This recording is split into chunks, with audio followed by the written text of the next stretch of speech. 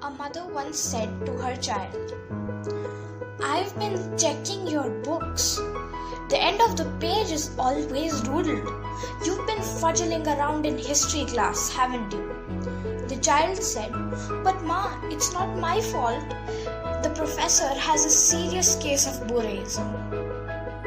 From the whole phrase, only 2 words were the ones that you couldn't understand, right? The ones were fudgel and boreism. That's correct. Both of these words are not used by anyone anymore because they are known as obsolete words. What are obsolete words? We're going to discuss them in today's video. Hi guys, my name is Nirjara Shah and today I'm going to talk to you about obsolete words. So let's find out what they are and how they came to be.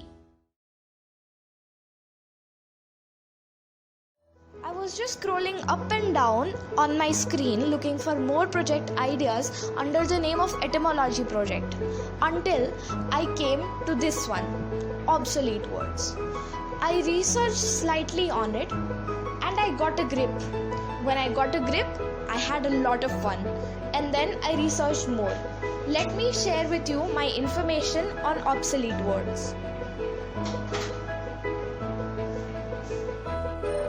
Today I will be discussing with you the meaning and the root of obsolete words, how do words become obsolete in other languages, examples of obsolete words and their progressives, and why obsolete words should return and benefits of using them.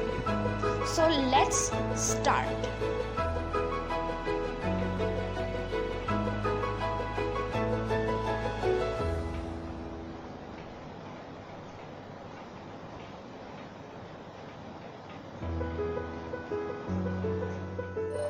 When we start a new term, the first thing that comes to anyone's mind is the what. And so that is number 1 on my list. What are obsolete words?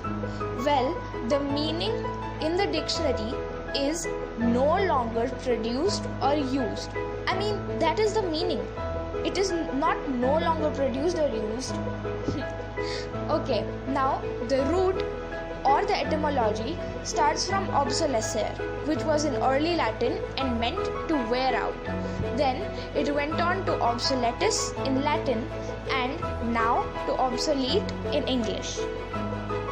After researching slightly, I thought that okay, there's a word in English for obsolete, but then what about the other languages? And so I chose these 6 languages that are used most frequently in India. Gujarati, my mother tongue, is on the first and the pronunciation for that is aprachalit. The same for Hindi.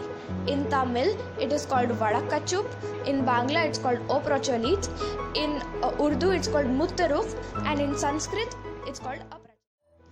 After more research, I realized that there aren't only words that are obsolete, because if obsolete means no longer produced or used, then there are so many objects out there that are obsolete. Well, take this camera or the TV. It is old, it is no longer used, and so it is obsolete. How do words become obsolete?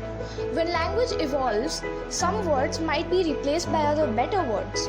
And so, like this, the words that were earlier used are forgotten and so they become obsolete. Just like this stack of hands. You can't see the hand that is in the end, but you can see the one that is on the top. That is the word that we use now. Here is an obsolete word. Jargon. Now, tell me, how does it sound? Sounds familiar. Oh yeah, it sounds like a jar wearing a pair of goggles. Well, it is not exactly that.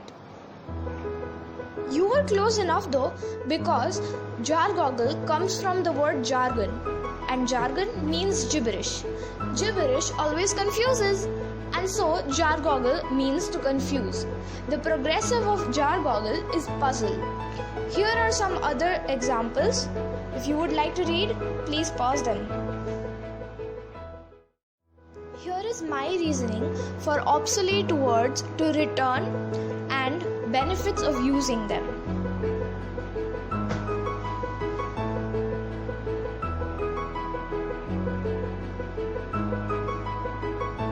I came across this TED talk that spoke about shapes relating with emotions, and then I saw a triangle.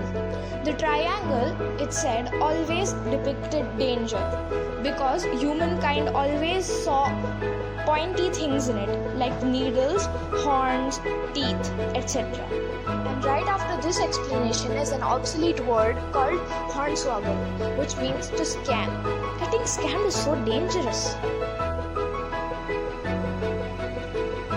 Some obsolete words are self-explanatory, like snoutfare or beefwit. If you break the word up, you'll find two different words in it, and it's way easier to explain. This time, you have to break the word up and tell me what its meaning is. If words are self-explanatory and if they sound and feel like what they mean, then it is so much easier to remember the word itself. It is easier to remember, but before that, it is even more easier to understand. And so, you'll be able to explain anyone that word without any flaw. That's all for today.